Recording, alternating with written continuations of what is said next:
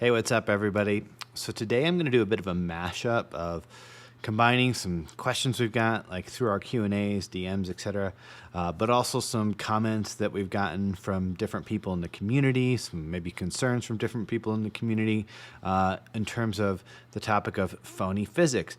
And this is kind of like flared up in response to a certain content creator, that being Doug Brignole. So a lot of these are questions and concerns from the community regarding Doug Brignole's physics claims and the models and stuff that he has been putting out.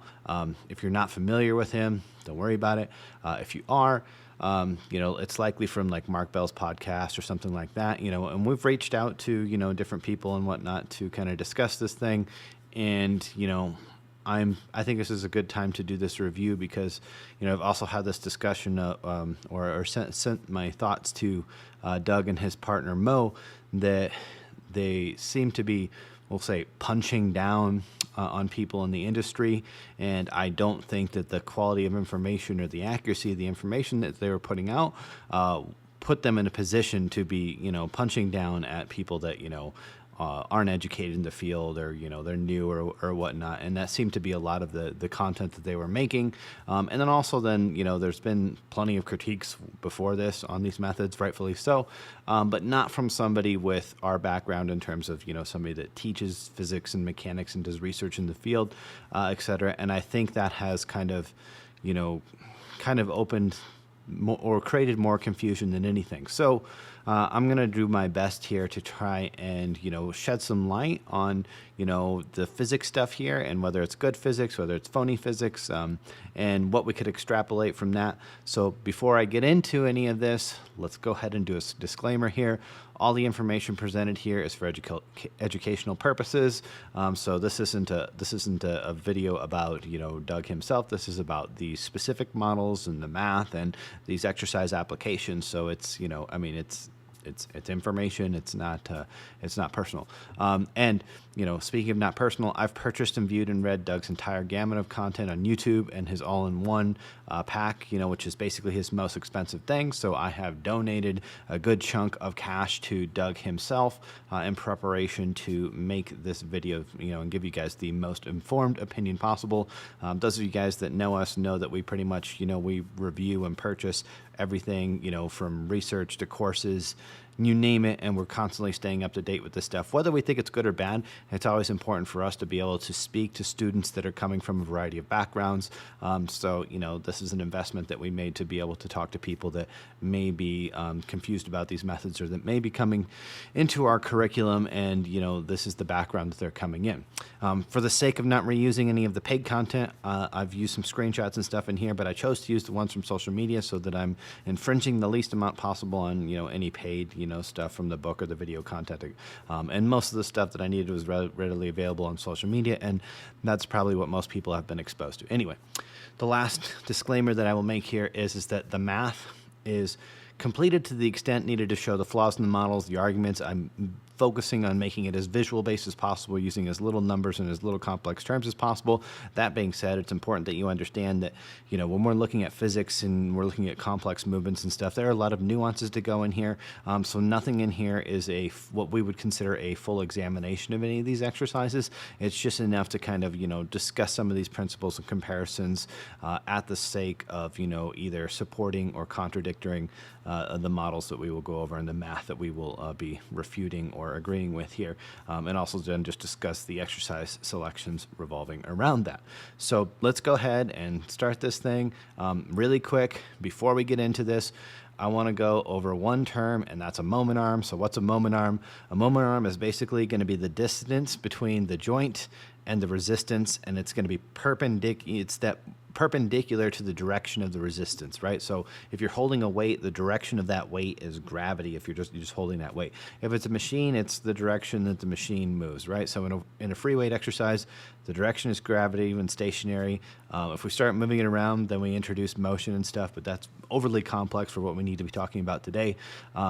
So it's basically going to be the distance between your joint and that point where the resistance is coming through at a perpendicular point. So basically, you know, in a machine, the direction of the machine is moving, whether that be handles, whether it be a shin pad, whether it be a leg carriage or whatever it is, it's the direction that that thing's moving. That's the direction, and then it would be that contact point with the body, right? And then how far away is the joint from that when we look at it perpendicularly, right? And we'll go through some visual examples because, you know, as I can't talk here, it's verbally complicated, but I would say it's visually simple or visually simpler. And you don't need to know how to do a moment arm in every single exercise. We'll just kind of walk through, you know, what's important for the exercises that we're talking through today. So here's some visual examples of some moment arms. So on the left here, we got 2 squats, one on a heel elevation and one not. And so when we're looking at the moment arm is going to be the distance between that kind of direction of force, right? And basically where that is impacted. So the center of mass of the body is basically midfoot, because if it wasn't midfoot, you'd be falling over. So regardless of what the body looks like or where the bar is positioned or whatever, center of mass incorporates all of the load off of the ground. So that's the barbell, your body weight, your arms, your head, your legs, all of basically everything in the air, right, is part of your center of mass. So people can look different, you know, you got a bigger belly, you're using more weight on your back, you got, you know, longer levers, etc., right? So what we use is the middle of the foot, right? And then what we're looking at is the perpendicular axis to that. So it's basically going to be horizontal, parallel with the ground, because gravity is perpendicular to the ground. So in this instance, basically the further the knee goes forward, the longer that moment arm gets, right? So if we wanted to challenge the quads more, we would want to have a position where the knee was further away from our midfoot or further out in front of you.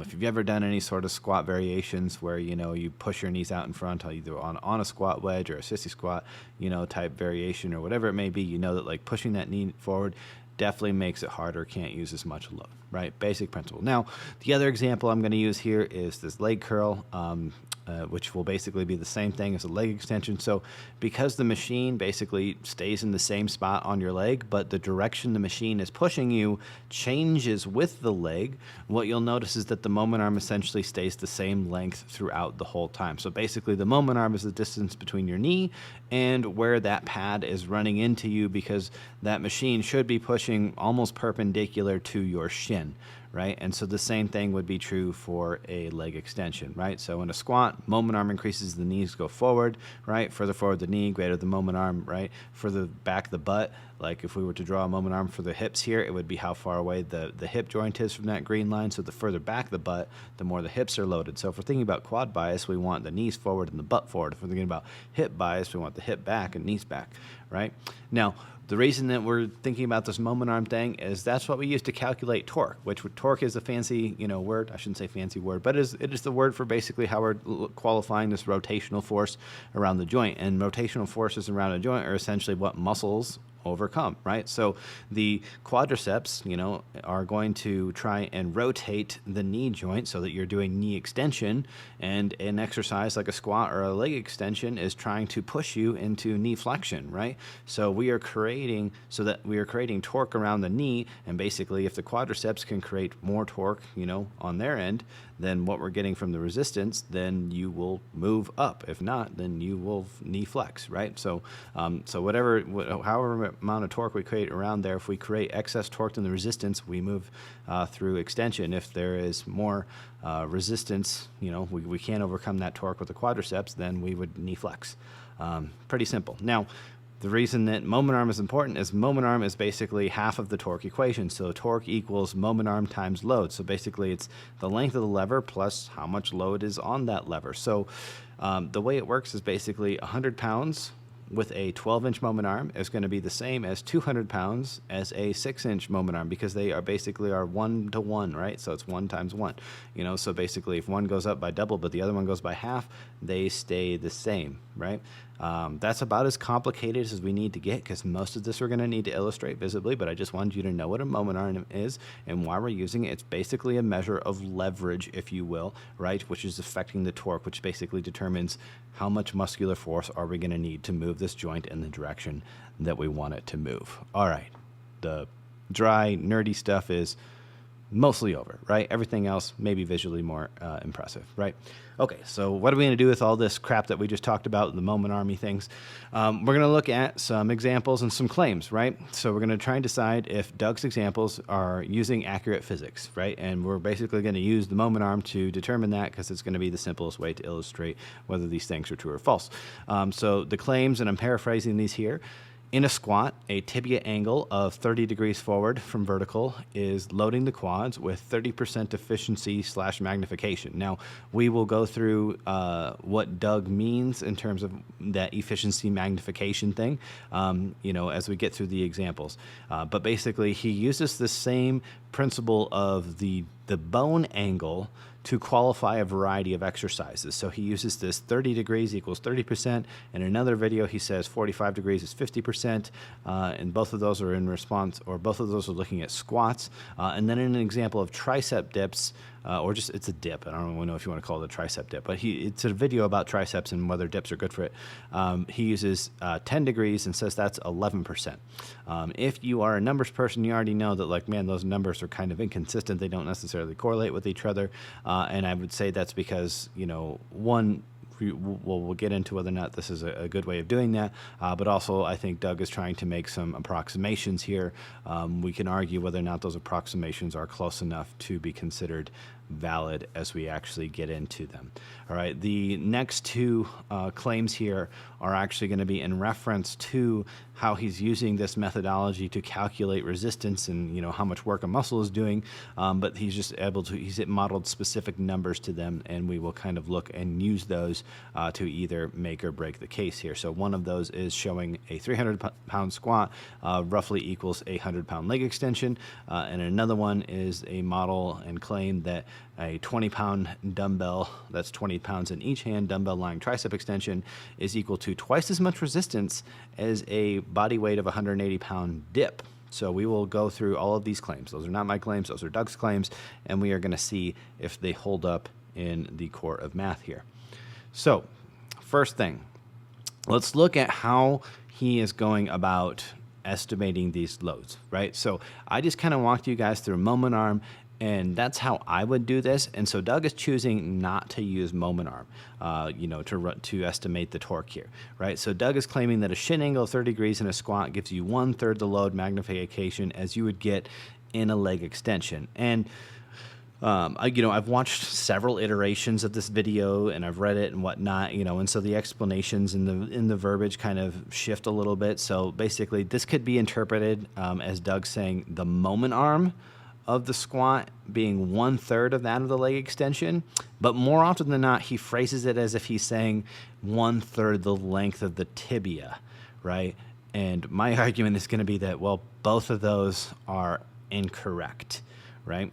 So let's look at these two movements using the actual images that Doug used in his model here, and see if these actually play out, if this estimated angle of the tibia actually correlates to the moment arm, which is how we would measure the torque here. So in the squat example here, we have this red line coming down. That's our centered mass line of force.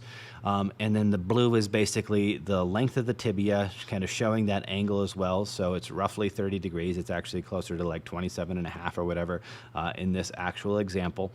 And so what I've done here is I've measured the moment arm in yellow and had the tibia in blue. And then I just placed those up here with a ruler for you guys so you could see whether or not you think that that yellow line is 1/3 of the blue line.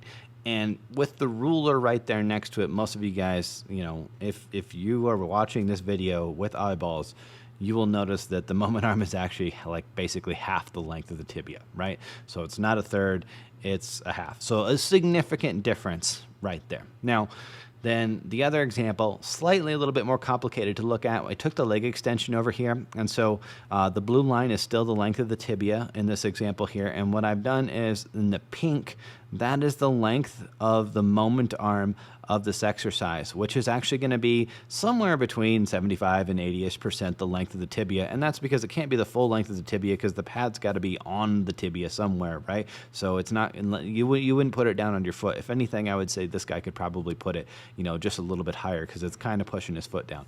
So the moment arm for the leg extension is always going to be a little less than the length of the tibia, right?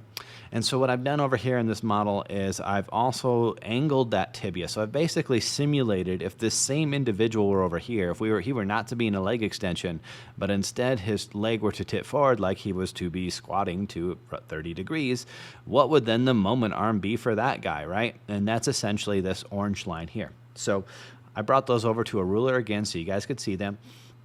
And what you'll see is the moment arm for the hypothetical squat for this guy is, again, basically half the tibia, but the moment arm for the leg extension is even less than the length of the tibia. So if we look at that and we kind of go with what was the example of saying, well, okay, well, the squat being 300 pounds and the leg extension being 100 pounds, and saying that, well, if a squat is 30 degrees or squat with a 30-degree shin angle is 1/3 the moment arm or 1/3 the tibia, in both cases that's wrong, right? Because it's half the length of the tibia, and it's more than half of the moment arm of the leg extension. So it's not a third in either of those cases, right? It's either a half or more than half, like maybe probably 60%-ish of the squat moment arm to the leg extension moment arm.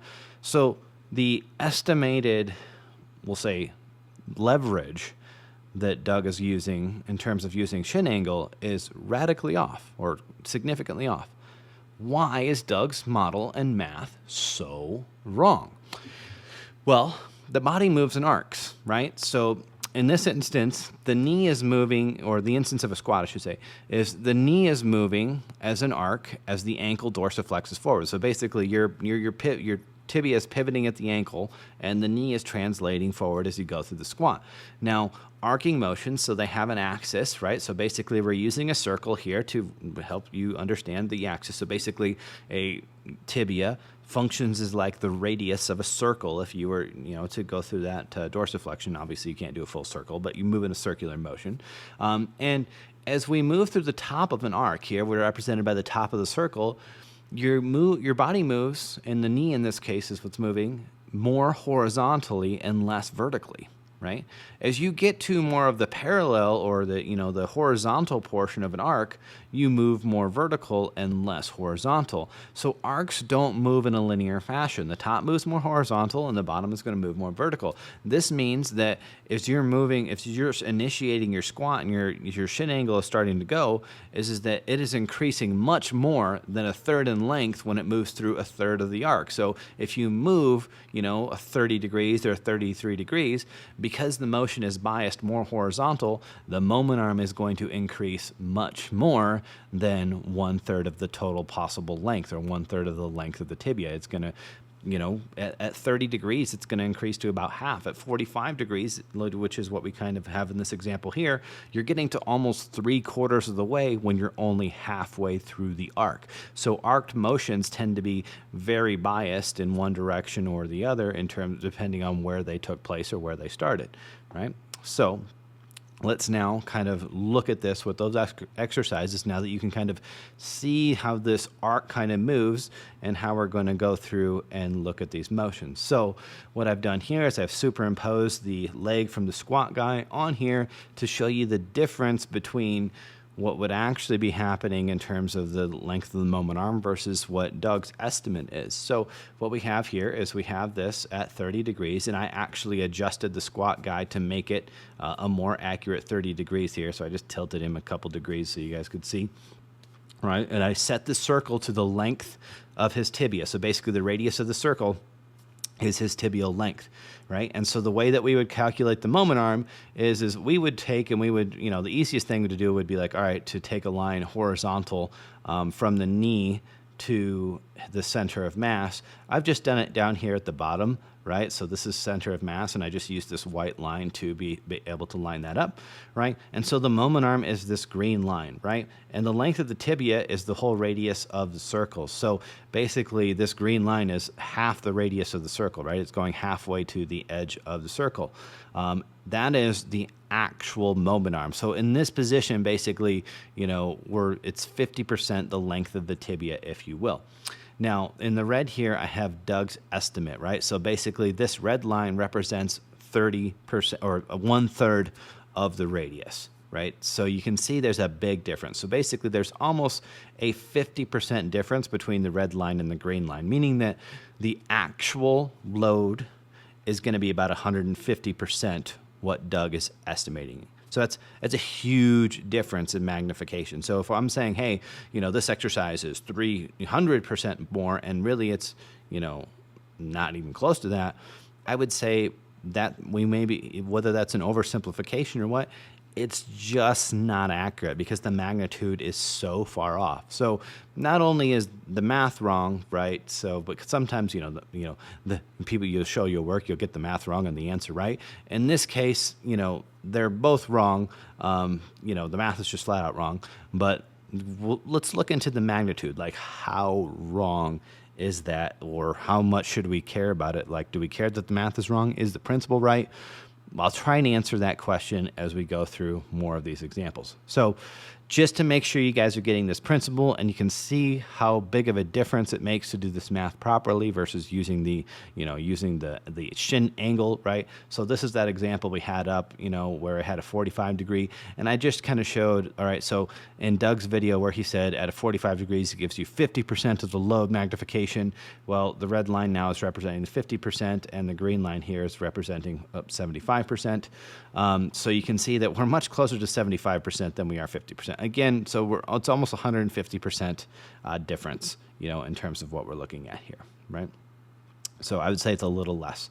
It's probably like 145% difference, because it's probably maybe 72% or something like that if I were to actually not be so lazy and do the actual math here. Let's move on.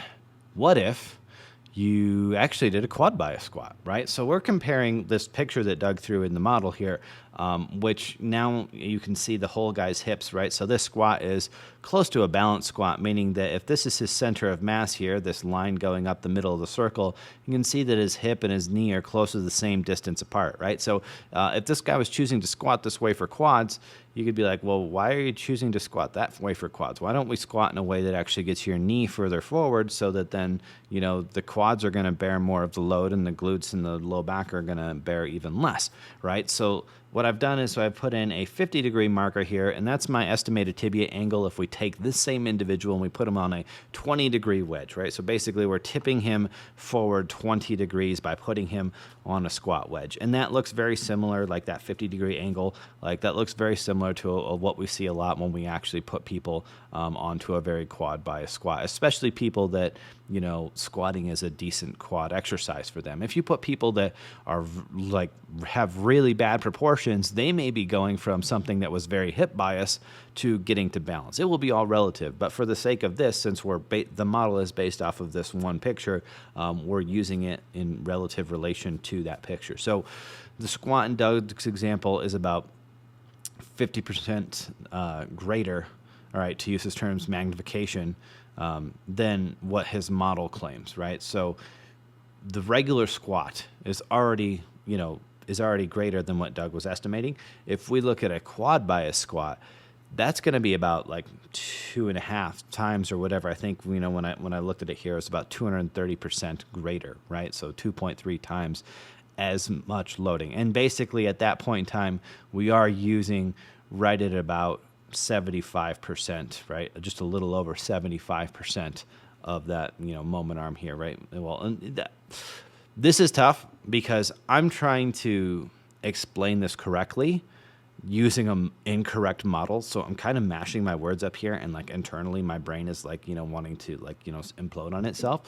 Because when I say like, well, we're using X percentage of the whatever moment arm, it would just understand that the model is broken. This isn't the way you do it, right? So like the peak moment arm for loading the quads is not the length of the tibia, and I'll talk about that in the middle, right? But I just want to excuse myself for sounding like an idiot in my own head here as I'm trying to make this make sense. But I wanted to put the numbers and show the illustration in the context of the model before we leave the model so that you can see why it's wrong in as close to context as possible, right? So just keep that in mind, that when I'm saying some of these things, I probably messed up my words, but hopefully it kind of makes sense to you guys. Basic principle here is, hey, the squat is more loaded than Doug's claiming it is, and if we actually did a quad bias squat, it's way more loaded. So when we think about comparing a squatting motion to a leg extension motion, that's going to be important to consider. Okay, so there's two other big flaws with this example. This is where I kind of get to redeem myself on, the fumbling and bumbling over things a little bit. One is, okay, this rationale operates under the false pretense that the tibia is the largest lever, right? Like, so basically it be the best way to load the quads. And Doug speaks actually that he thinks that, the distal lever is the thing that needs to be the thing that moves, but that's not consistent across his own exercises. And ultimately that actually just doesn't matter. So basically, and you could say, well, in a squat, that both the tibia and the femur are moving, but it doesn't matter which bone is moving, right? Because the joint is moving the exact same way. The muscles don't necessarily know. There's neuromuscular coordination, but that's exercise dependent. It's not that, the femur is moving towards the tibia versus the tibia is moving towards the femur. That is completely irrelevant, right? Basically everything that we have in terms of data or whatever, supports that, if anything, from an evolutionary perspective, it would actually be the other way around.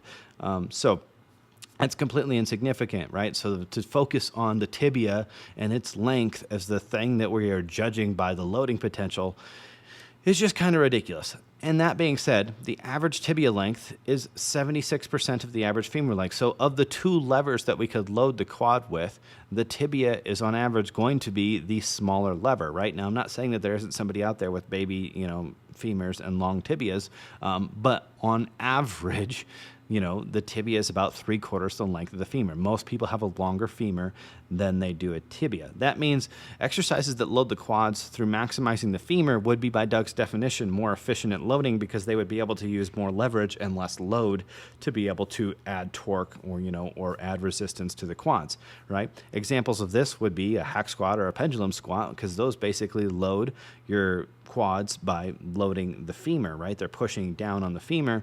They're not working on the tibia like a leg extension. The other argument, or big flaw with this, and I kind of preluded to this at the beginning, but the leg extension also does not use the full length of the tibia. So when Doug's using his percentages or whatever, he's basically doing the math like that a leg extension uses the 100% of the tibia, and that the squat only, goes to a third of the tibia length or whatever in terms of its moment arm, whatever. But the leg extension also does not use the full length of the tibia, so it would be wherever you place that pad on the leg extension, right? Or where that pad of the leg extension came in contact. And it can't use your whole tibia. Like, that would be an extremely poor position to have. You need it to be up the bone a little bit. So likely somewhere probably around 3/4 down the bone. Like, I tried, when I did my visual guesstimation on the video here, it was a little under 80%. And I said, yeah, ideally I would like that to maybe go up just a hair so that, basically you don't want that thing pushing your foot down, right? You want it basically in a comfortable spot on the front of your shin off of your ankle.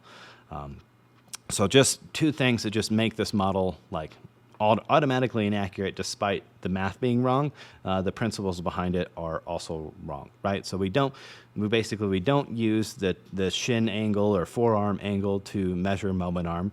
That's not accurate, right? The bone lengths are not a factor in terms of what our maximal potential loading is in terms of it being the tibia, because if it's the femur, the longer femur would have a greater potential lever, right? And, you can't say an exercise like the leg extension uses the full lever when it actually doesn't.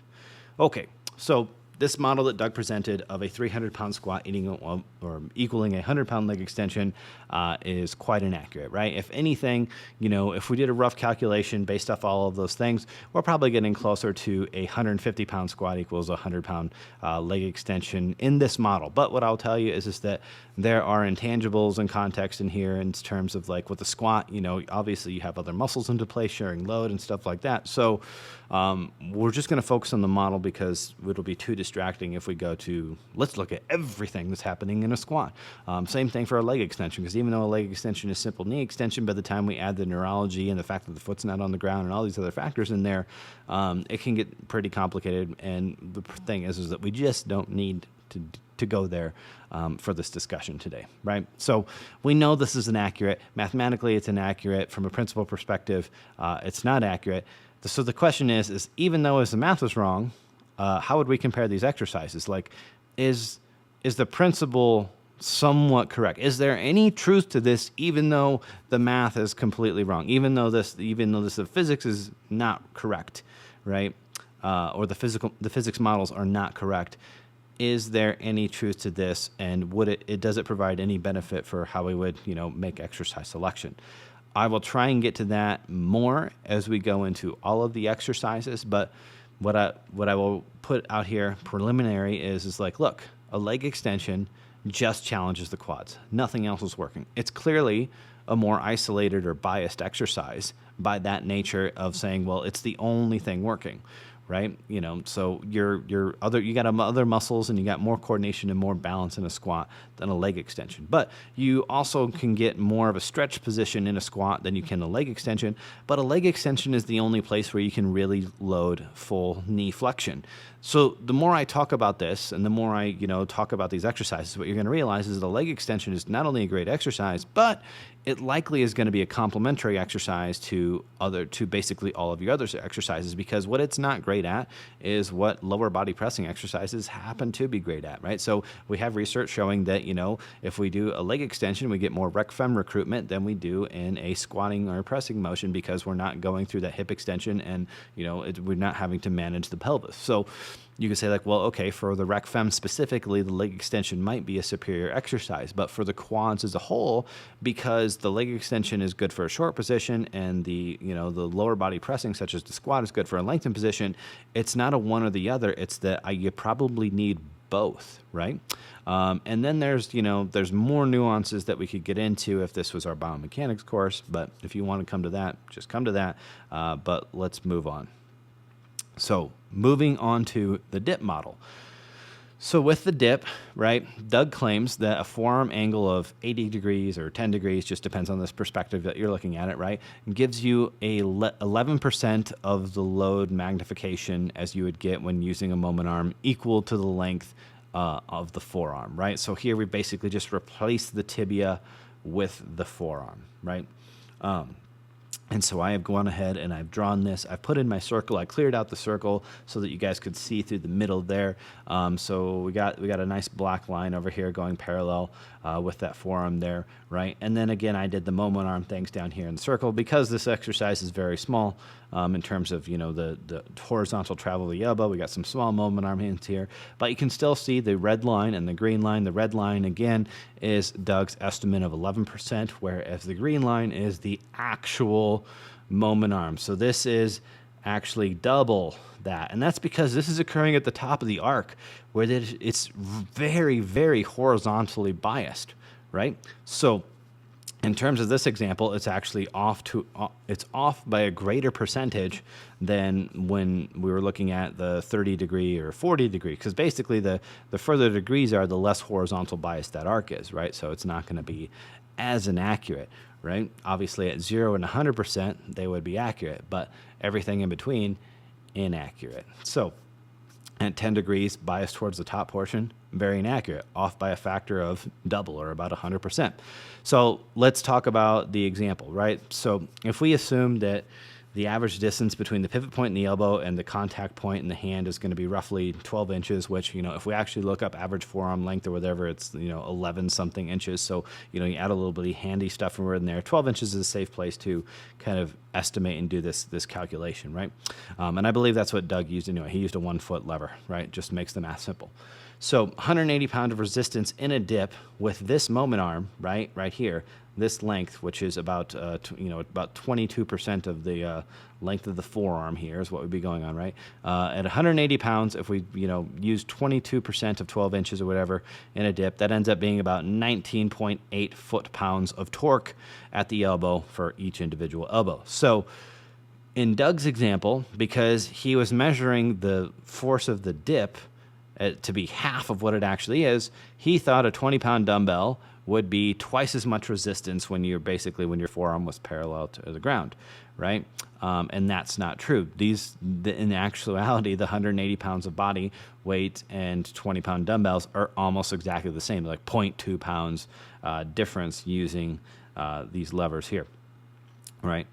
So Doug's model and math was off by a factor of 100%, but let's again examine this. Even though the math was wrong, what does that mean in terms of comparing a dip for triceps versus a lying dumbbell tricep extension? And to kind of go through that, let's go through some of the claims or counterclaims that have been made prior to me. So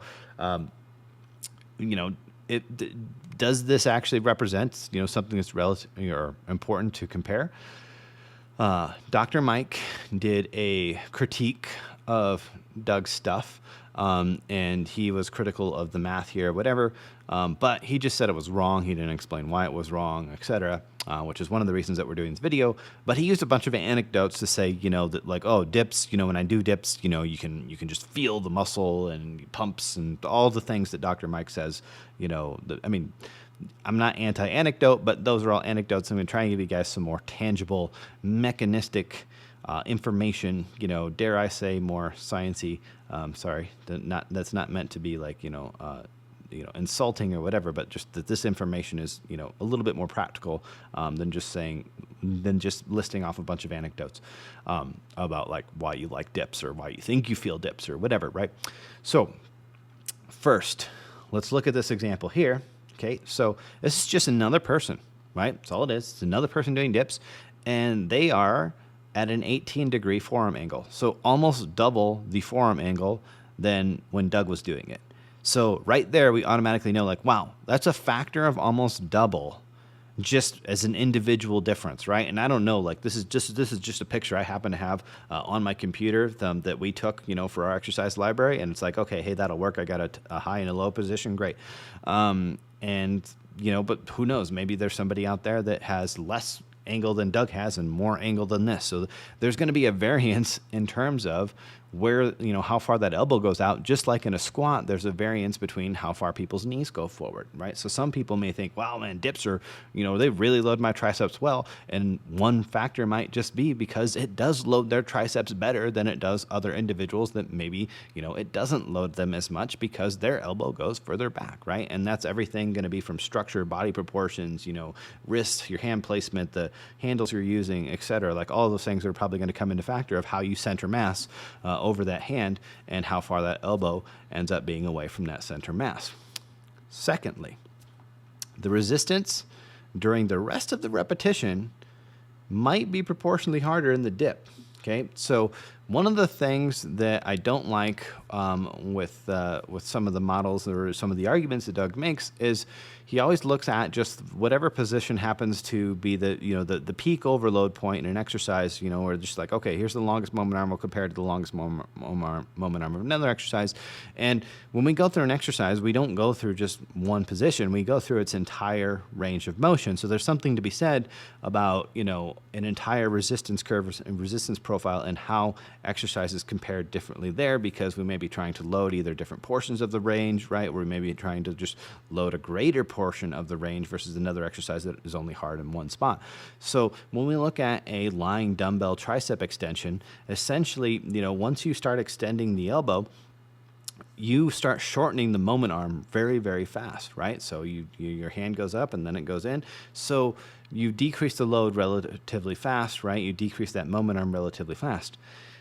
In a dip, because you have the ability to kind of, articulate and coordinate the deltoids, the pecs, the triceps, forearms, everything in your body positioning. What you're going to do is you're going to try and leverage all of those joints and all those muscles to the best of your ability to act on the load. And so what I've actually done here, if you can tell, I don't know how good this looks online, but this dip is 2 pictures. It's not just a bigger arm. It's two pictures. So I have drawn the blue line through the humerus in the 2 positions that this is in. If you can kind of see, right here's the back of the tricep in the lower position. Here's the back of the tricep in the upper position, if you can see my mouse. But essentially what I wanted to illustrate here is that the elbow does not go forward much as this person is going up through the dip, right? And that's because the body's able to kind of shift the load and keep more load on the triceps to kind of deload, the pecs and the delts a little bit or whatever. Like this is the body's way of finding the path of least resistance. And so since the moment arm was not overly excessive at the elbow, it was able to use that moment arm and keep it there for longer by just kind of shifting the center of mass and the limbs around a little bit as you went through the movement.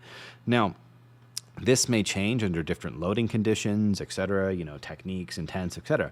But that can be another thing is that so relative to the whole range of motion, people may find that the dip is more challenging because it may be significantly, like orders of magnitude heavier in the mid-range position, right? Because, at an 18-degree angle from, vertical in a, 20-pound dumbbell tricep extension, you're lifting almost nothing, right? It's a very small moment arm and a very light weight. And the dip, it's a smaller moment arm, but you have a ton more weight, right? You have almost 10 times the weight in this example that we're using, right? So if it's able to keep that moment arm from getting that much smaller for a majority of the rep, it's actually going to challenge the triceps more if we look at the net throughout the entire range of motion. So I don't think dips are the best tricep exercise, but I don't think they're a terrible tricep exercise by any means in terms of a loading perspective. The argument would be from a biomechanics perspective, like, are we, are we trying to bias things? How does that work, in terms of somebody's elbow function, their wrist, and all of those other things. So there's things to consider outside of the loading that may make you choose to use maybe cable extensions over dips. But I'm not a big fan of the dumbbell extension, and that's a biomechanics argument. But in this scenario, if we were to just use the bad math and say, oh, look how much more efficient a dumbbell tricep extension loads a dip, you might think, well, a dip is crap and a dumbbell tricep extension is great. And in reality, the dip has its value, and in many instances, or for several goals, it may be better, right? And there's biomechanical, nuances that would be pros and cons for each of these exercises. I would argue that, and when it comes to like the long head of the triceps and stuff like that, there's things to consider about shoulder position and stuff.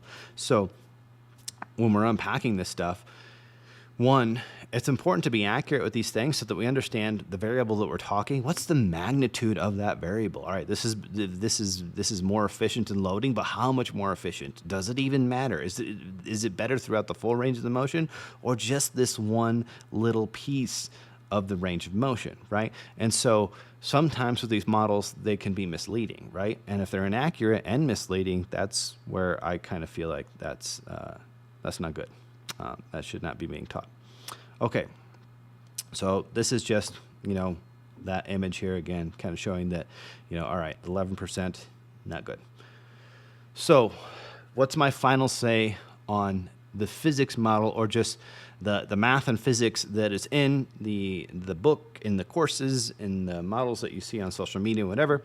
Well, in some cases, the models are in the correct direction, right? Meaning that, like, okay, very easy to say, like, yeah, when you load a leg extension, from a efficiency of how much load does it take to challenge the quads, a leg extension is going to be more efficient than a, we'll say standard squat, right? That's not quad biased or et cetera, whatever, right?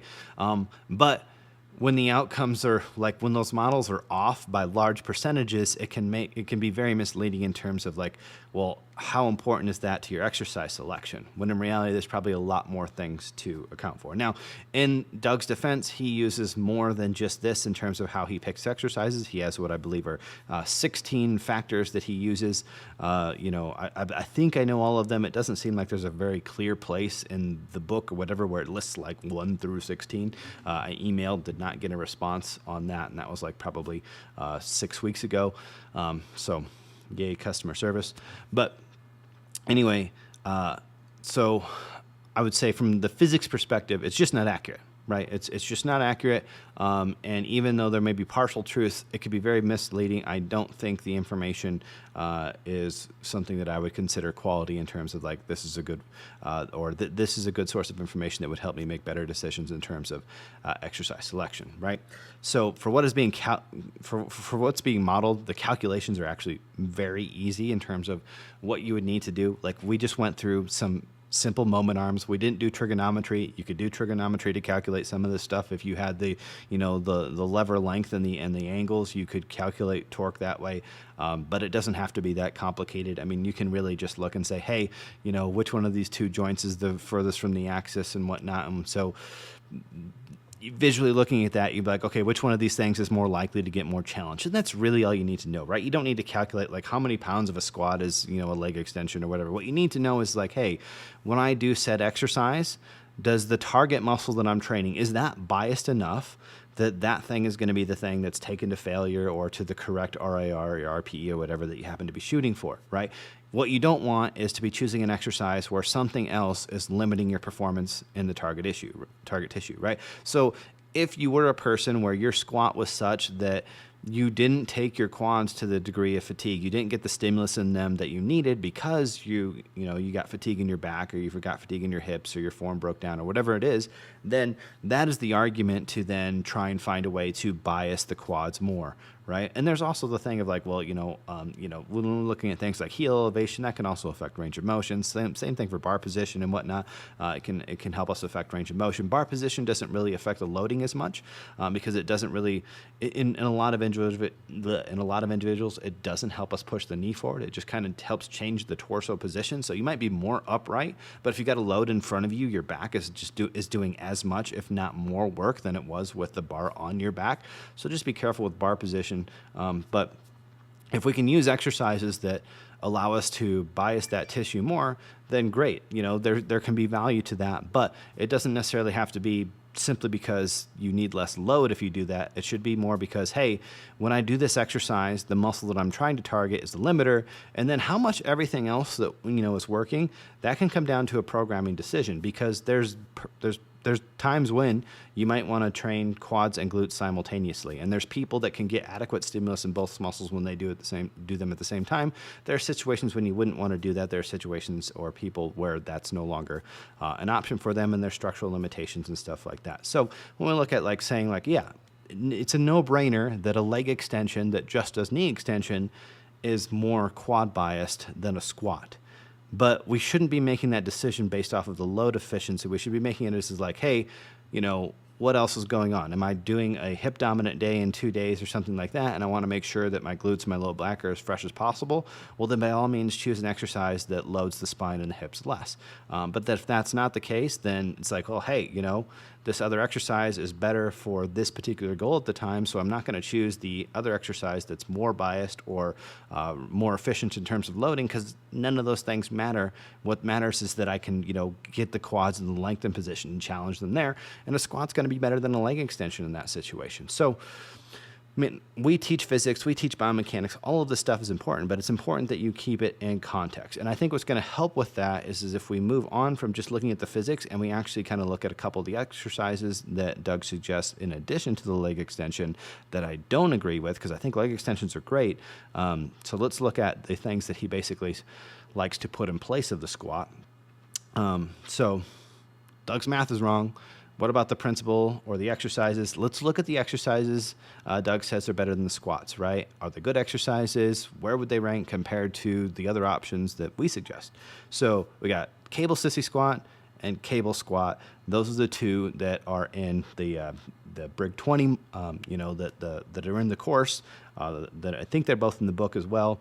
So basically these are the exercises that Doug says are more efficient. He chooses these over squats. So let's look at the cable sissy squat. Basically, from a resistance curve perspective, it's going to be similar or worse than the squat, meaning the squat is hardest at the bottom and then it's like nothing at the top, right? So it's very, very biased towards the bottom of the motion, right? Cable sissy squat is going to basically have that same issue, is that it's all of the loading is going to be at the bottom. So we're not making the resistance curve any better by going from a squat to a sissy squat. If anything, we might be making it a little bit worse because we might actually be deloading the top half of the motion more because the weight is essentially kind of pulling you up. It's kind of lifting your torso a bit in this type of a motion, right? You get, as you can see in this image, less range of motion than a squat, right? Or less range of motion than you should be getting in a squat, right? Because, I mean, Doug's only getting to barely 90 degrees of knee flexion here, right? So hashtag Joel Seedman would love this exercise maybe. I don't know. Anyway, but you're not getting range of motion, but particularly you're not getting the range of motion associated with hypertrophy, right? Now, one of Doug's things that he says is like he'll go back and forth between how he uses the term full range of motion, and then he'll be like, oh, full range of motion is not 100% range of motion, and I still don't know if he's qualifying it based off of the muscle or the exercise or whatever it may be. Range of motion is one of those things where if you don't define it, really doesn't have any meaning. But one of the things he says is like, oh, if you cut 10% off of either end, that's what he calls full range of motion. Well, here we're cutting way more than 10% off of the lengthened position. Now, the argument that you could make here is that, well, because it's in more hip extension, maybe the rec fem is getting more lengthened. Well, yes, the rec fem is getting more lengthened than it is in a squat, but it's doing that at the sacrifice of 3/4 of your quads not getting fully lengthened. If we're being technical, there's 5 quads. But anyway, so you're decreasing the range of motion for the majority of the quads to maybe add in a little bit more lengthened range for one of the quads that isn't actually the biggest mass guy of them, right? Your lateralis is the biggest of the quads, and then your VMO and intermedius and those guys are all pretty big. So the rec fem I'd say would be one of the smaller of the quads, probably a little bit bigger than the intermedius. It's hard to tell because it depends on length and girth, and there's individual variants, etc.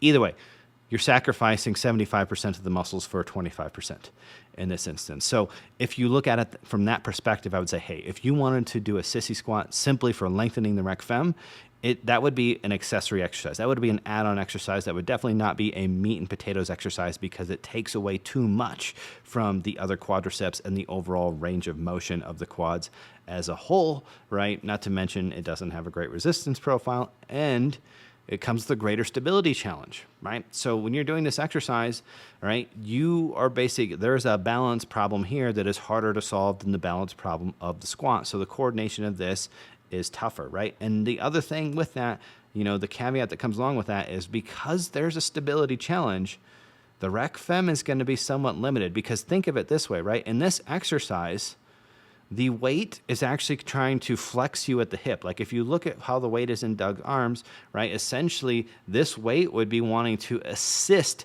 hip flexion, right? So what does that mean? So basically, that's going to limit how much Doug can recruit in terms of knee flexion if this weight is counterbalancing. Because in a regular sissy squat, what would be loading the rec fem would be his torso weight, but because the cables are kind of taking away some of that torso weight, even though we're getting to the stretch position, you might be like, well, okay, so the only extra rec fem stimulus we're getting is kind of, the stretch stimulus, but we're not getting a lot of mechanical tension stimulus per se, maybe because we're limited on how much we can load that, both from a stability perspective and just the way the load is in this exercise. And we'll look at that a little bit more when we talk about just the regular cable squat. That carries me into the next loading challenge, okay? And that is that there's a paradoxical loading conflict. That means that there's basically a problem where if you add load, it also subtracts load. So in this exercise, in order to increase resistance, we have to add weight to the cable, right?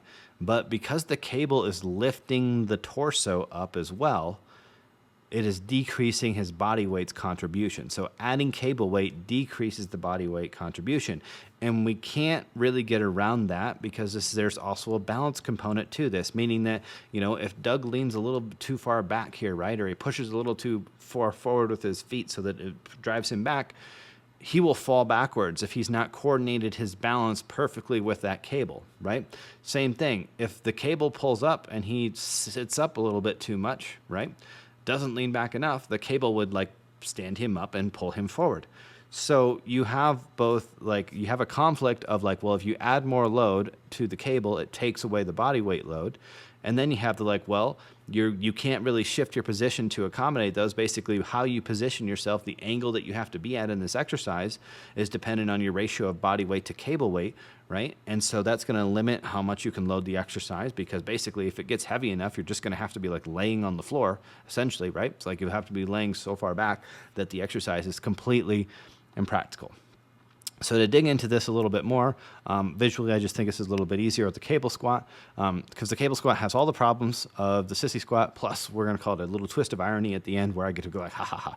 All right, so let's look at a couple of the claims that go along with the cable squat here, right? In addition to saying these are better than squats, like, well, why are they better than squats? One of the things is that Doug is saying, well, these exercises, you know, they lengthen the rec fem, but they also decrease the loading on the spine and in terms of flexion, decrease loading on the hips and the spinal compression. Well, one, spinal compression is not an issue, right? Shouldn't be an issue, right, in anybody with a healthy spine. Even the load on spinal flexion is only an issue if it's so much that your back fails before your quads. That's the only time that it's an issue, or if you have an orthopedic pain, you know, issue or whatever. And the thing in there is, it's like, okay, likely that you should be solving that problem with, you know, technique and loading and stuff like that.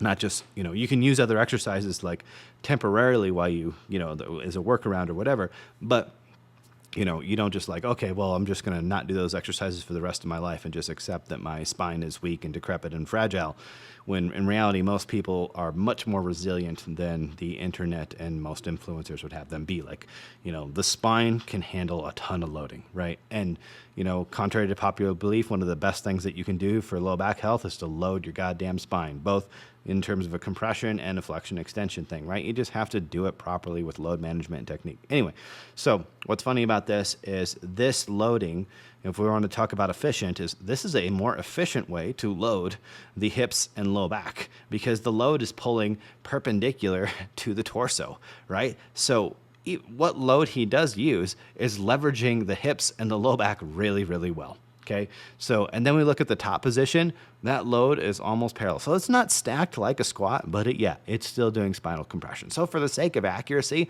I'm just going to call BS on the like, well, okay, it's not this and it's not that.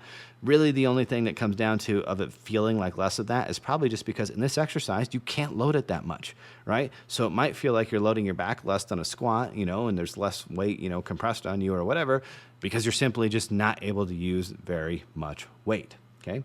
But does that even matter? Let's keep going. So let's look at all the forces that are going on in here, you know, or at least enough of them to be able to really look at this. So this exercise, the sissy squat exercise, it's a combination of things. So we have a cable weight, which is what's going to be here in red. So that's the cable is pulling forward. We have Doug's body weight, which is essentially, we say this is roughly Doug's center of mass, if we're including the weight of his thighs and his arms and, you know, his noggin or whatever here. We say this is roughly center of mass there. And then in order to manage this weight here, the cable pulling this way, Doug has to be pushing his toes forward, which means that's the equivalent of the ground pushing back this way, right? So we have all of these forces happening all at once. And what I want to illustrate on this slide is that because this arrow is pulling this way, because this resistance is pulling this way, it's kind of the equivalent of moving Doug's center of mass from this green line closer to his knee, which would be this pink line. So basically, that cable is decreasing the amount of Doug's body weight that is loading the quads by essentially pulling his center of mass towards the knee. So the cable weight is making his body weight less efficient at loading his quads. Hope you guys got that. Now, the cable squat, if we do a little, you know, photograph magic here, is going to end up being just the squat all over again, but worse. And that's my point of irony here, right? So let's kind of walk through this. So now that you kind of have that principle of that, like, all right, well, the cable is kind of shifting the body mass, we now have to factor in this thing that's going down on the foot in terms of this ground contact force as well, or friction force, whichever you want to call it. It's in this case, they're relatively interchangeable.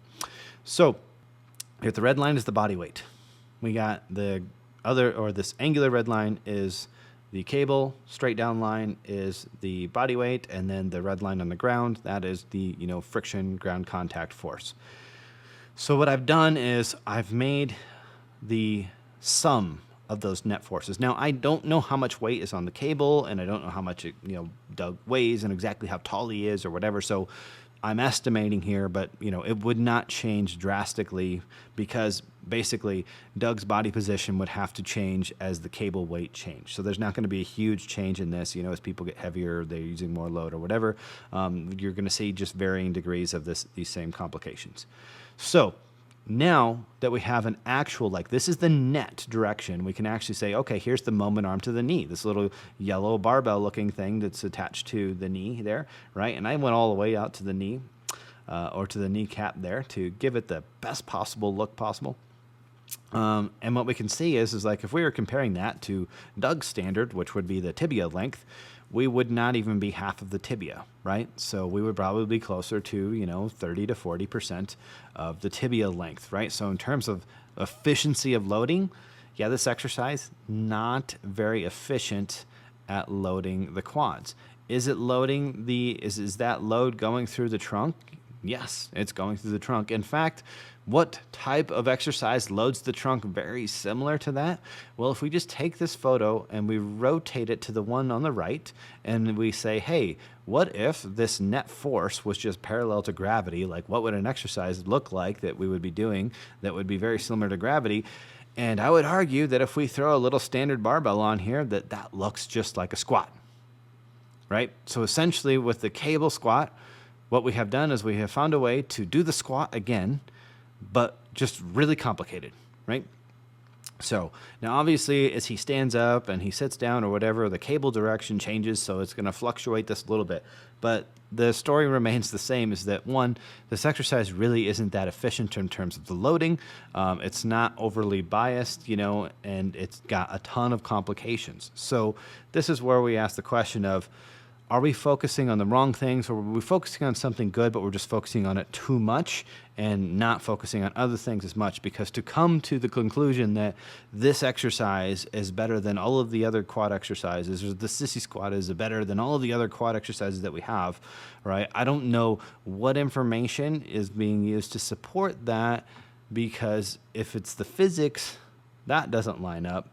If it's range of motion, that doesn't line up. If it's efficiency, that doesn't line up, right? So if it's bias, that doesn't line up per se, especially not in the cable squat here, a little bit more in the Sissy Squat, right? So let's actually look at some of the things that we should be considering when we're talking about picking good exercises, right? Now, the list could get longer than this, but these are the big rocks here, right? So stability, loadability, range of motion, muscular bias, resistance challenge. So really quickly, right, an exercise has to be stable for you to get good muscular output and for you to train it close to failure, right? Loadability and stability can overlap at times, but they can also be separate at times, right? So for instance, there are exercises that, are really, really stable, but they, for some reason or another, they're very challenging to load, right? Whether that be because of long lever lengths or just, they need specialized equipment or whatever, right? So stability and loadability, right? So I need to be stable so that I can challenge that muscle with enough intensity, right? And that's going to be a combination of these two things,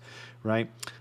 Range of motion, that's a factor, right? Now, I'm not saying, I'm not team full ROM. I'm team using the ROM that is specific to your goal, specific to the individual, whatever. But that is a factor in terms of choosing an exercise. It's not just how much range of motion, but what portion of the range of motion that it takes you through, right? Muscular bias, there's different ways that we can look at muscular bias. But basically all this means is that is the tissue that we're trying to work, is that thing doing enough of the job that it is going to be the thing that causes failure in the exercise? It's the limiter of the exercise, right? That means that if I want to take it to failure, or 1IR, 2IR, or whatever, that is the thing that's actually going to 1IR, 2IR, to all the way to failure, right? That is the thing that's actually getting the RPE 9. Now, once basically a muscle is the limiter, other things being involved or not involved does not change the magnitude of stimulus. So like the max stimulus, like if once you're getting the maximum stimulus in your quads with an exercise, reducing how much other muscles work does not make that muscle work more. So there's a point of diminishing returns on how much we can bias a muscle. Basically, we need to bias it enough, but then once we get there, you know, unless we're talking about getting down to individual divisions of muscles, a lot of times we're just talking about loading, right? There's a point where it's like, okay, this is good enough. Taking away from more may not be beneficial. That's going to come down to your programming and what your overall goals are and what your split looks like and whatnot on whether or not you need to create a larger bias or whether it doesn't matter at all, okay? And then the resistance challenge is essentially the resistance curve. Like, okay, I'm taking this muscle through whatever range of motion, but where within that range of motion am I actually challenging it, right? So for instance, a squat, you know, it might go through full knee flexion, knee extension, but it's really only challenging at the bottom. A leg extension goes through not full knee flexion extension. It goes through probably like 80% of the range, but it allows me to challenge more of the range of motion in a single rep. So, you know, there's different qualities to those exercises, which makes them very complementary. So what I'm going to say is when we look at, you know, trying to come up with an optimal quad exercise, that we have optimal quad exercises, but they aren't any of those cable sissy thingies or cable squats. The hack of the pendulum squats, these are amazing innovations in terms of like training technology. They allow us to increase the loading bias to the quads. They're more stable, more loadable. They offer customizable resistance curves because we can put bands on them and all sorts of stuff. And they offer greater range of motion because they take away the limiting factors of, you know, whether somebody has poor ankle mobility, whether they have like a weird structure, you know, long femur, short torsos, all of those things that would limit a person's range of motion in a squat, limit a person's ability to get their knees forward in a squat exercise.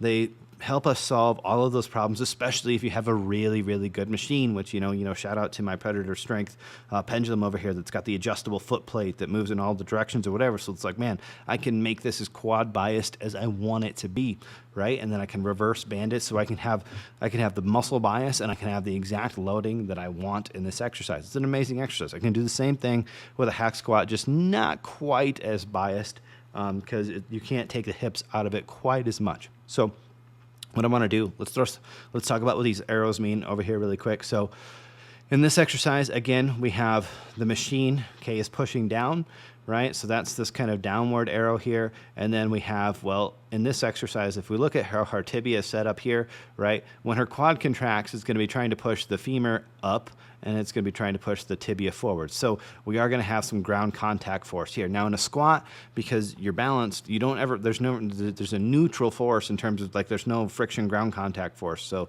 but when we get into machines where your butt can be pushed into something, you know, or whatnot, then that can be there.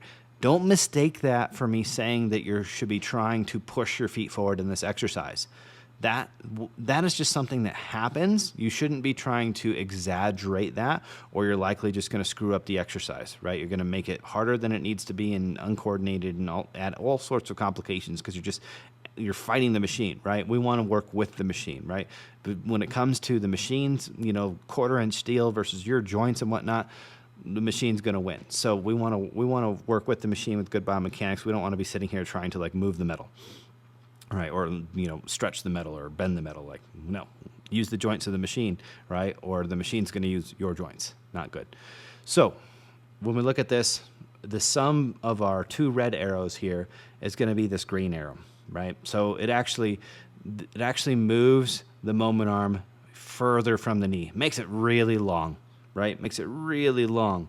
So the quad is super, like if we're talking efficiency of loading, right? That cable thingy, the cable squat thing, like, man, it's not even close, right? It's orders of magnitude less efficient than this exercise, right?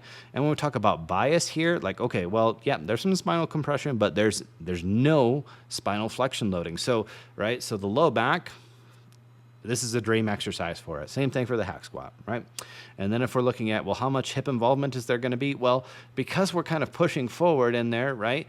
You know, we could say that, like, well, this is intangible. We don't know what the intent and stuff in there is, but this hip moment arm at most would be like midfoot to the hip, right? But likely it's going to be a little less than that because of this kind of like driving forward with the feet that happens here, right? And because of how knee biased this is.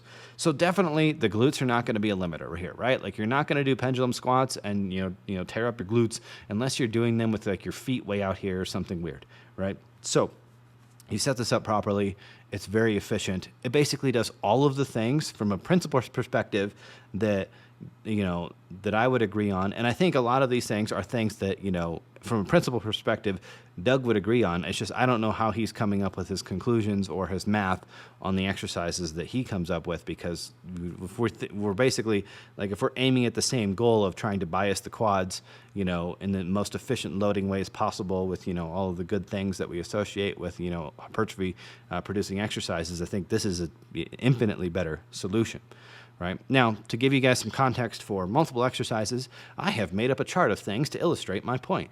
But I've actually put some thought into this, like a considerable amount of thought. I wanted this to be accurate. I didn't just throw these numbers in here, right? So a pendulum squat is a range of motion on the 9. It's not a 10, and that's because, from the rec-fem's perspective, it doesn't, incorporate that or fully lengthen it. So on a muscular bias perspective, is there a tiny bit of glutes? Yes. But at the leg extension, no, all quads, right? So if you want to, you can go through this chart. You could probably learn things about these exercises just by looking at these numbers, how they correlate, and try and figure out what I'm talking about here, right? So a couple of the things, and I apologize that I'm talking fast, but this is like my 5th time trying to film this video, trying to get it down to a reasonable time, and I'm probably epically failing, but I know because this slide is here, we're getting close to the end.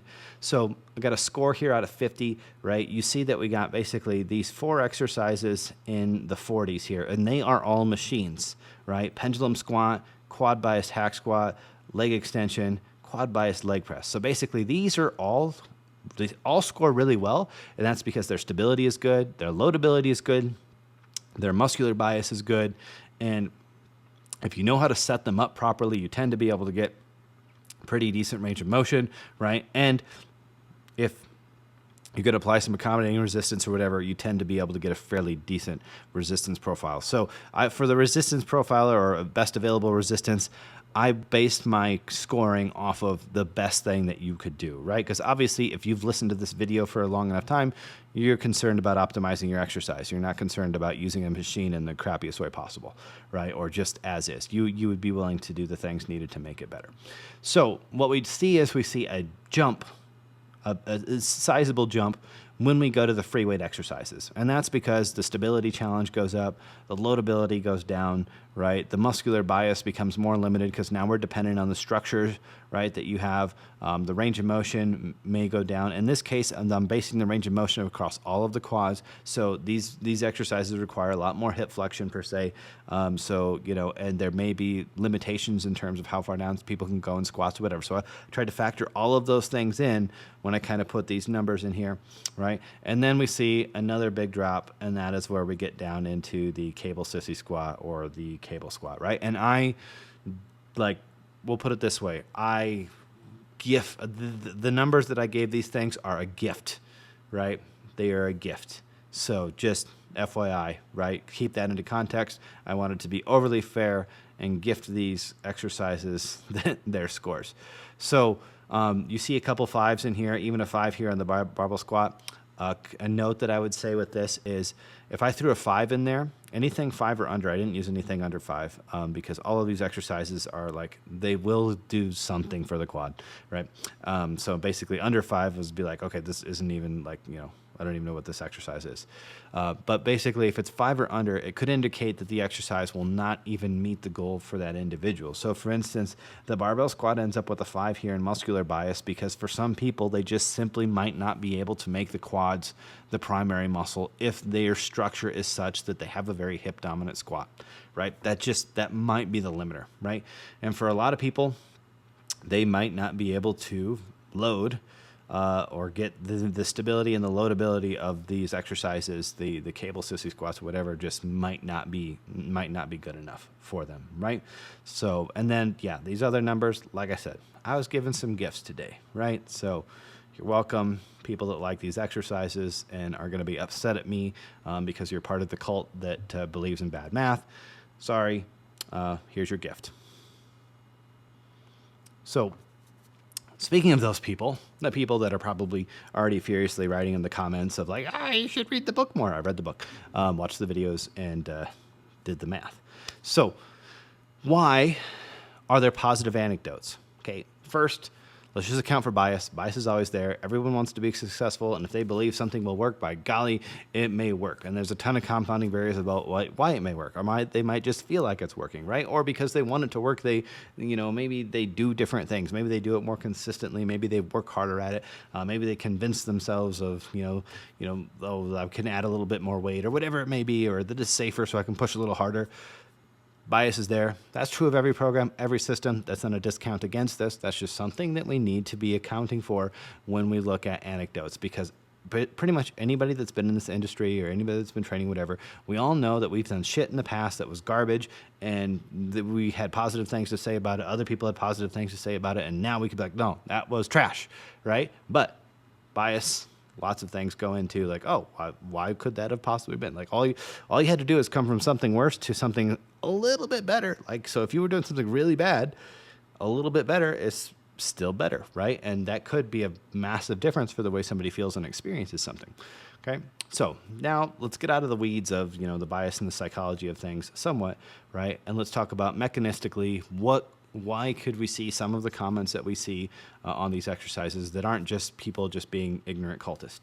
One is limited loading and less range of motion may actually result in some people seeing a decrease in existing pain that they might be getting from the way they're doing their exercises. So if they're dive bombing their squats, or they're overloading or bouncing, their setup is poor, their technique is poor, simply being put in a position where they can't load it as much and can't go through as much range of motion, that basically by creating an absence of the things that were causing the pain, they might say like, oh, well, this must be working, when really it's the absence of things causing the pain that is probably providing them result. It's not the new things that they're doing. This is a common mistake we see in, a lot of people that do physical therapy and corrective things or whatever, because oftentimes it's just taking time away from the, offending thing is actually what actually produces the result. It's not all of the, the fluffy, rolling on the floor and jabbing tennis balls and stuff in your body that actually makes the difference.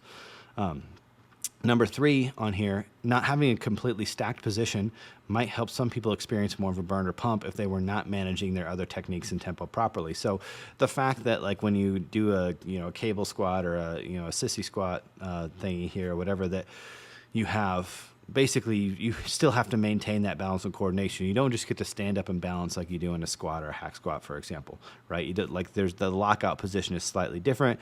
That functions as a very like mild BFR, if you will, right? So there is a chance that some people, if they were not using tempo properly, they were resting at the top and locking out and stuff like that, that they might experience these exercises differently because it's actually like forcing a little or holding a little bit more blood in there. So they might feel a little bit more of a pump, a little bit more of a burn doing these type of exercises, right? That doesn't mean that these exercises are better. It just means that the experience may be different for them, right? And they may associate that with a positive thing.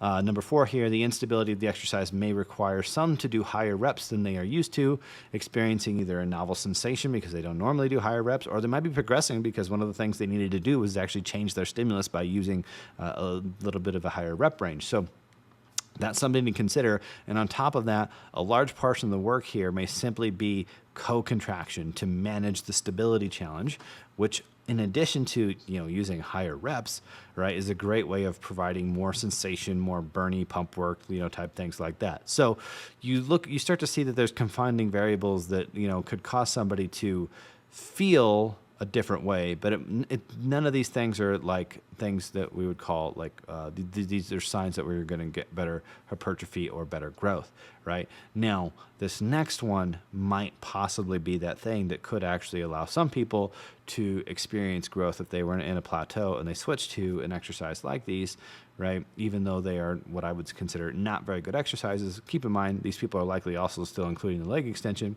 or maybe they're including some other exercises as well, but less pain and discomfort may allow you to apply more effort than they otherwise would have. So essentially, if we look and we say, okay, now somebody's no longer getting in pain, maybe, whatever exercises they were doing before, whether it be, just abuse of those exercises, poor technique, poor loading, poor tempo, etc. For whatever reason, they reached a point where those exercises they were no longer able to put enough effort into them to get a stimulus. And so there is the possibility, we have to take into account that it's possible that somebody could switch to an inferior exercise, but subsequently add more effort because they are no longer in pain or discomfort or whatever, and all of a sudden experience a novel benefit for a short period of time. So we just have to account for all of those things. So when you're seeing comments or when you're even evaluating your own progress, these are just some things to be cognizant of when you're looking at like, well, how well is this really working? And just understand that the way an exercise feels is not a very good gauge. Like there's a lot of, we'll say, subjective things that people look at when they're trying to evaluate, how good an exercise is, how good a program is. They are subjective, and because they are subjective, there's going to be a lot of error, and they're even more open to bias. So just keep that into account when you're evaluating these things, right? The best way is to use the tangible things to know these tools, and then take your subjective things and kind of use that as the cherry on top of your objective, tangible ways to evaluate an exercise, okay? Some other considerations, right? One, instead of switching to, exercises that are, less beneficial per se, or should be less beneficial, maybe focus on improving your technique. Most issues with squats, for example, are technique dependent in some fashion, right? Or the next thing is they're loading dependent, right? Or range of motion or tempo. So it's like, okay, maybe you're doing an exercise properly, but you're not managing the load, you're not managing the speed, you're not managing the range of motion, et cetera. That kind of overlaps with technique, in terms of the range of motion and tempo thing. But basically, let's make sure that you don't discount a good exercise because you're just doing it poorly, right? And go to another exercise. Now, you may need to take time away from an exercise period just, because you've been beating yourself up with it or whatever. But your goal should be to get back to the high value exercises and do them better if that is the case, right? Number 3, what about the rectus femoris? Well, do leg extensions or back foot elevated split squats. Or lying leg extensions even, right? Or, make a single leg extension with the multi-hip machine, which, I know Doug has, so I don't know why he hasn't figured that one out yet. But that's another good way of training the rec femoral length position. Spinal compression, not an issue. Spinal loading is only a problem if it becomes the limiter, right?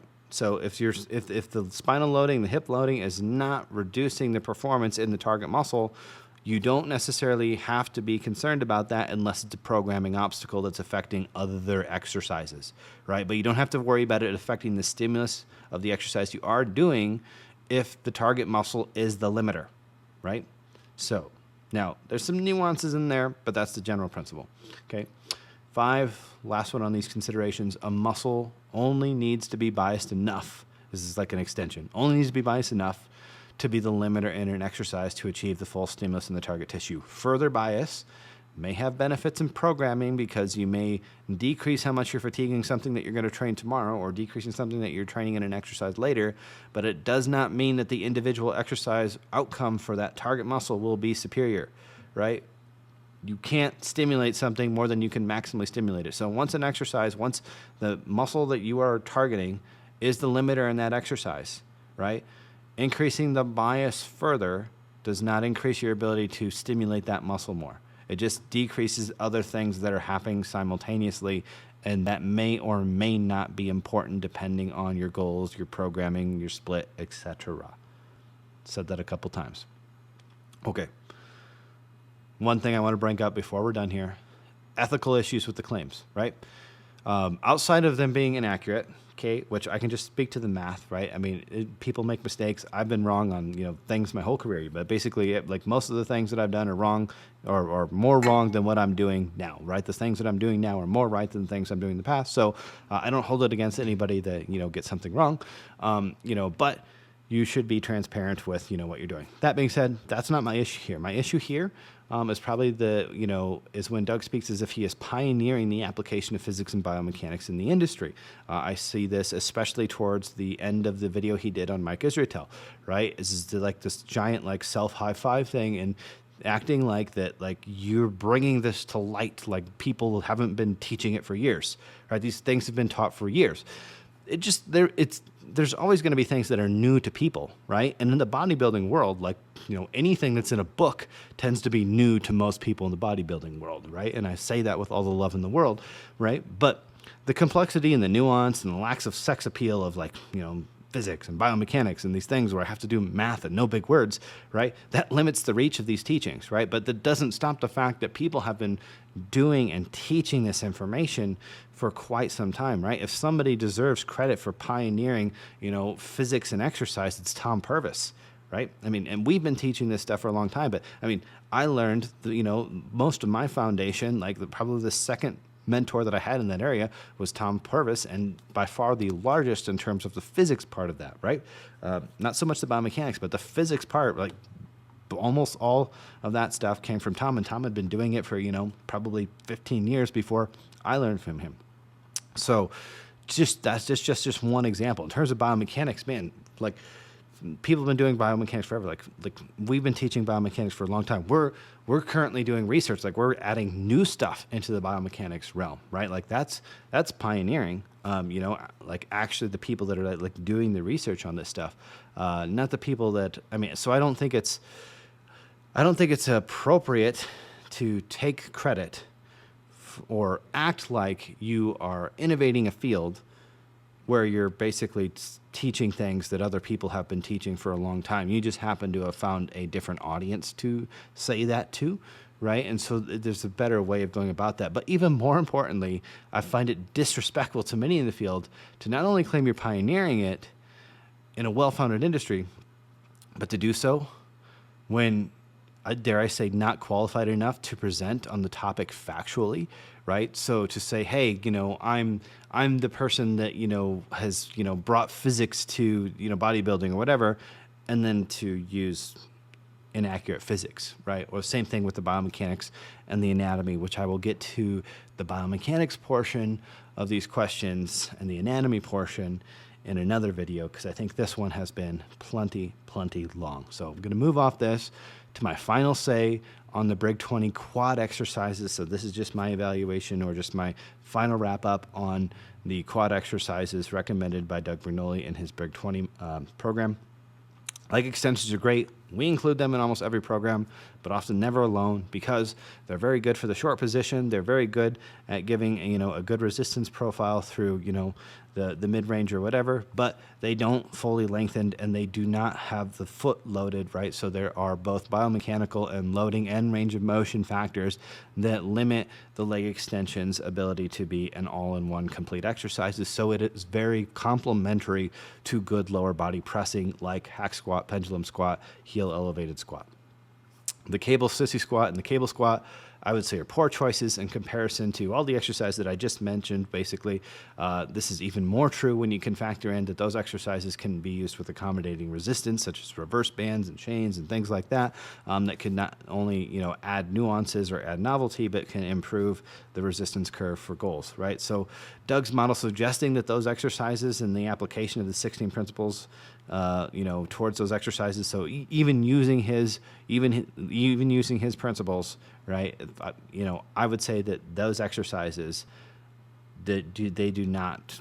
It's inaccurate to call them good exercises, right? And I think part of that is because the mathematical is wrong, and I think another part of it is just some understanding in terms of the mechanics and neurology and stuff like that, is there's a disconnect there, right? So I think that in regards to their value towards a training stimulus, those things are low quality quad exercises, right? And, if anecdotally you like those exercises, there is a reason to do an exercise that makes no tangible sense, and that's just because you like it. So if you want to do them, great, right? Just don't confuse that with the fact that, like, these are somehow superior exercises if the logic for that is based off of flawed physics, mechanics, and anatomy.